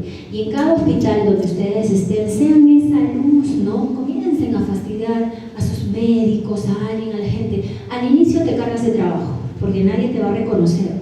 Y tal vez ni te reconozcan lo que estás haciendo, pero sabes que es tu legado, es lo que tú estás haciendo por tus pacientes, por enfermería, ¿ya? Entonces yo les digo, ¿no? La paz que yo sentí es la que yo quiero que sientan esas familias a las que nosotros tratamos. Y como yo les digo, muchos de nosotros han perdido familiares, ¿no? Gente que hemos querido mucho. ¿Cómo nos gustaría que en ese momento tan difícil nos acompañe? A veces solo nos gusta que alguien esté ahí sin decir nada, con la boca abierta, porque a veces somos muy desatinadas, como les digo. Entonces, todo esto se aprende.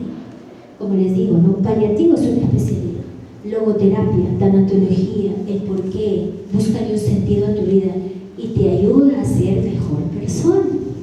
Te ayuda a ser agradecido. A veces nos andamos quejando de todo. No, acá tú tienes que encontrarle lo bonito a la vida, ¿ya? Entonces, como les digo, esto de la nutrición y todo, ya hay estudios, menos mal, como les decía yo ayer, ¿no? Como es nueva esta especialidad, no hay muchos estudios.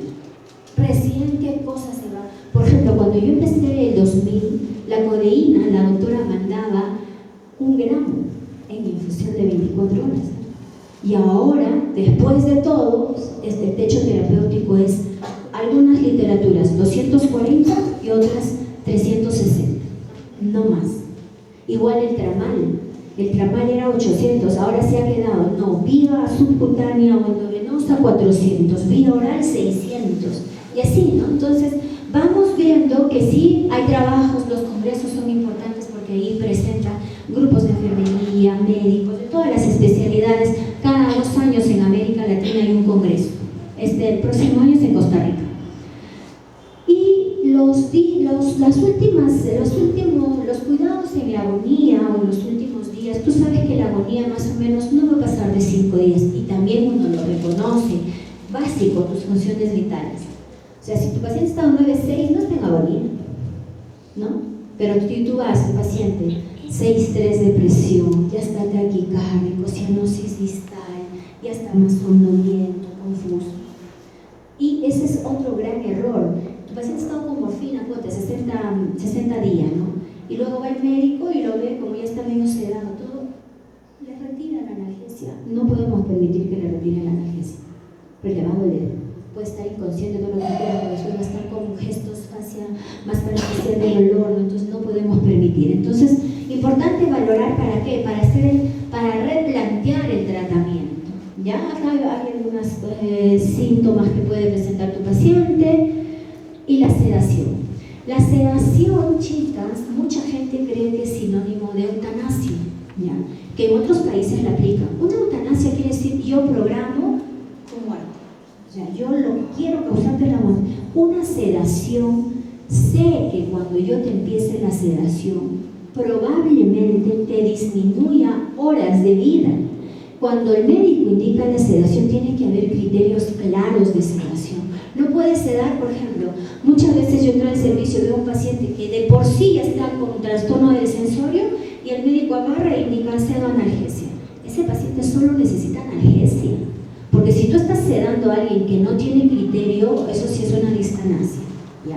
Entonces, ¿cuándo sedas? Primer criterio, dificultad respiratoria. Yo he tenido pacientes que si no los sedábamos, he tenido una paciente que se ha muerto despierta. Vieras tú, qué expresión más fea. Se le explicó a la familia, eran 4 hermanos, 2 hermanos en el hospital viéndola, la señora sentada, agarrándose de ellos así, desesperada, porque le faltaba el aire. Tenía metástasis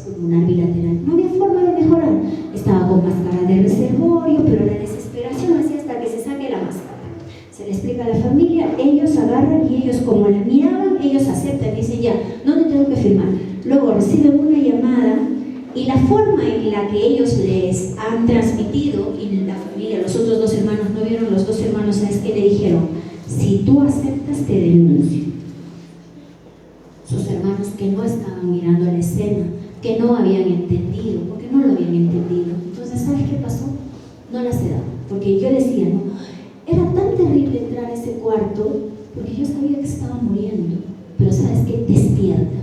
Entre despierta ya y con la hiperventilación media confusa, pero desesperada, era un cuadro horrible, pero no podemos hacer, porque la sedación la tiene que aceptar la familia y la tiene que firmar, porque si no ya habíamos escuchado que iba a denunciar y no se iba a denunciar. La señora se murió como a los 2 días, ¿ya? Y se murió de esa manera. Entonces, el tema también es cómo el médico, si tú no preparas a tu paciente y a tu familia y de repente vienes y dices, no, la tenemos que sedar, se asusta, ¿no? Pero si tú ya desde un inicio le dijiste, ¿sabe qué, señora? El pronóstico no es bueno, vamos a ir haciendo esto, pueden haber complicaciones, podría necesitar, pues si esto se complica, tendríamos que entrar a una sedación. Ya lo escucharon, ya te sentaste, ya les explicaste. El gran problema acá es que el médico no se sienta con los familiares ni con el paciente. Enfermería no puede, o sea, tenemos, chicas, no sé si en los hospitales de todas, esa carga laboral que tenemos que no nos deja brindar atención de calidad. Yo les contaba, ¿no? Yo vengo del INEM a trabajar de lo que trabajaba con 6 pacientes y cuando llego acá a este hospital, 20 pacientes, me quería morir. O sea, yo decía, están locas, ¿cómo pueden atender a 20 pacientes? Yo te juro, porque yo siempre había trabajado ahí 6 pacientes, ¿no? Decía, no hay forma. Encima tenía 6 pacientes y tenía una jefa que veía toda la parte administrativa. Acá la enfermera hacía todo con 20 pacientes. No, yo me quería morir. Y ahí entendí que la enfermera lo hace porque tiene que hacerlo, pero no puedes hacer tu trabajo de valoración, no puedes educar a tu paciente, no puedes hacer cosas que deberíamos, que nos corresponden, pero no, por el tiempo no se puede. Si tú sacas tiempos y movimientos, lo que hacemos en 6 horas, deberíamos hacerla en 12 horas. Pero ya, yo digo, hoy día me tengo, cuando veo un montón de cosas, hoy día me voy a poner patines y paro corriendo y corriendo y corriendo para que termine ese turno, ¿no? Entonces, bueno, lo que les decía del paciente, entonces la sedación es un criterio y tiene que firmar el consentimiento de tu paciente, si no, no lo puedes sedar. Entonces, una hemorragia masiva es un criterio de sedación, porque sabes que a veces yo tenía una paciente despierta, muy adelgazadita, ella linda mi paciente, pero tenía acá una masa y esa masa estaba estrangulando la arteria. Y la doctora y nosotros sabíamos, ya era visible, tú cuando le curabas la lesión, muy visible. Sabíamos que en cualquier momento la paciente iba a sangrar, pero imagínate una arteria, imagínate un vaso, ¿no?, de calibre ancho. Entonces, ¿sabes qué pasa? Esa paciente de verdad estaba bien todo y de repente comenzó el sangrado, la paciente iba a morir sangrando. O sea, era una paciente que estaba con cuidados paliativos, la paciente no le iba a llevar al hospital, sabíamos lo que iba a pasar. En este caso tú tienes que tener toallas a la mano porque sabes, ¿no?, oscuras, verdes, ¿no?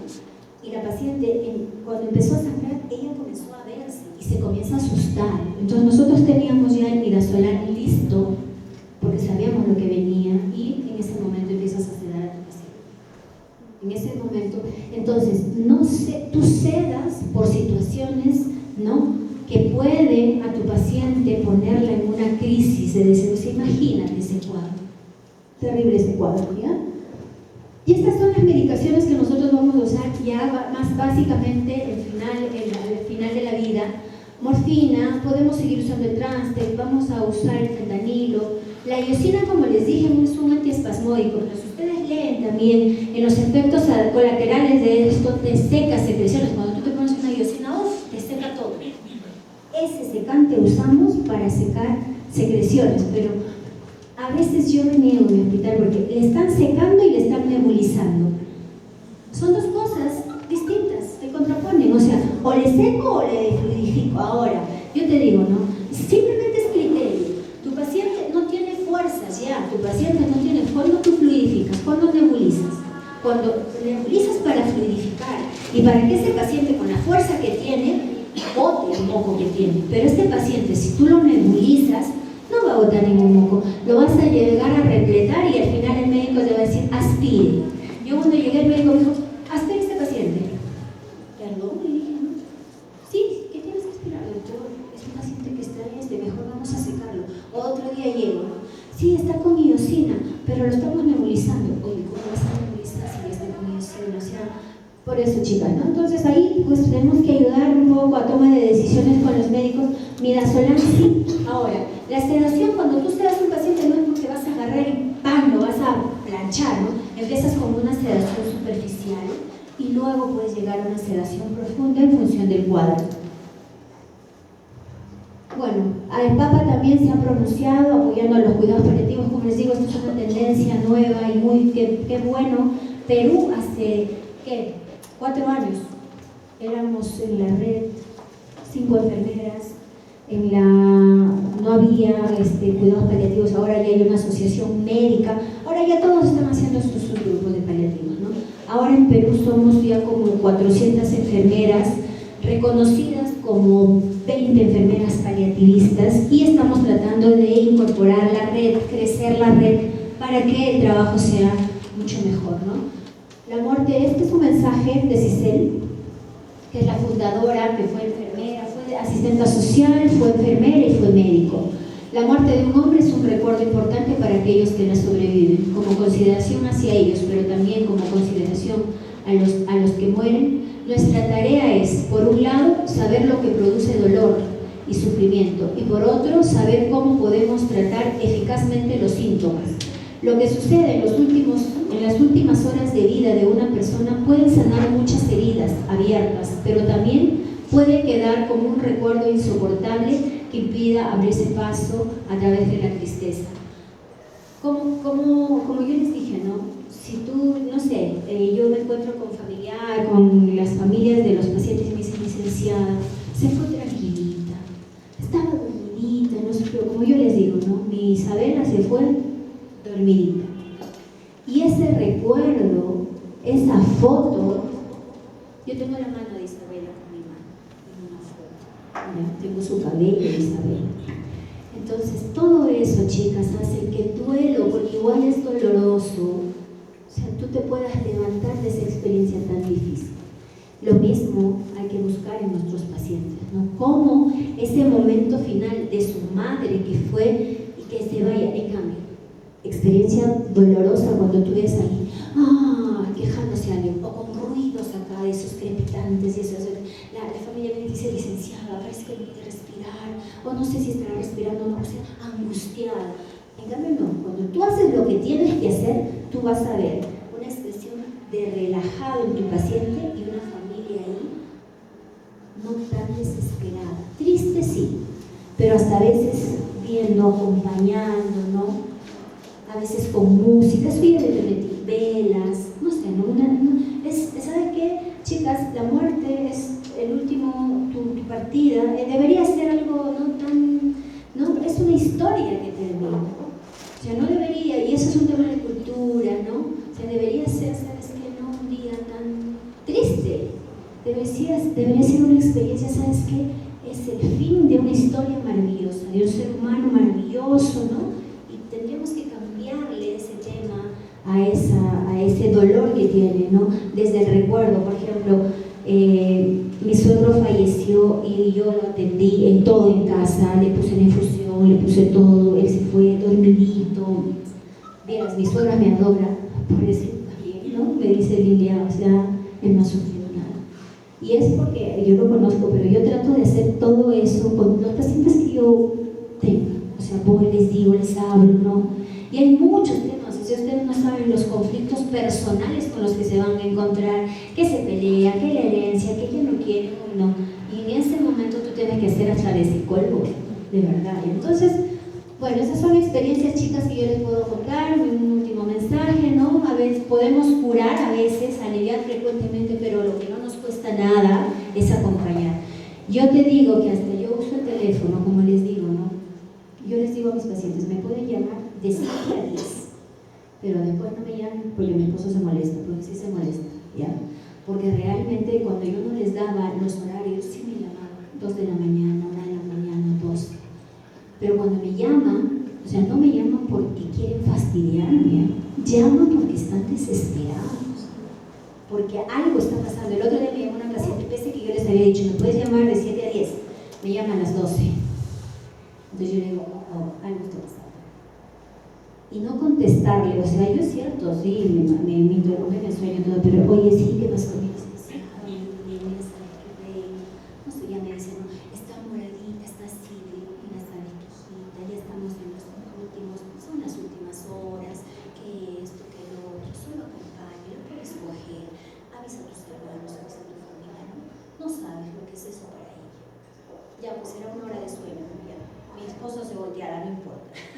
Pero lo que tú puedes ayudar a esa gente. Y ya sabes que, chicas, tanta gratitud, tanto agradecimiento, tanta buena vibra que te das a esas personas. O sea, es un minuto de tu tiempo que sí es cierto, ¿no? Te puede generar, qué sé yo, mala noche, pero para mí ayudar en un momento difícil a las personas es un bien. Entonces nosotros tenemos que buscar nuestra esencia en lo que estamos haciendo. Y yo, como siempre les digo, ¿no? Si tú te has dado cuenta que enfermería no es para ti, sal de enfermería, no es tarde. Busca tu profesión y tienes que amar lo que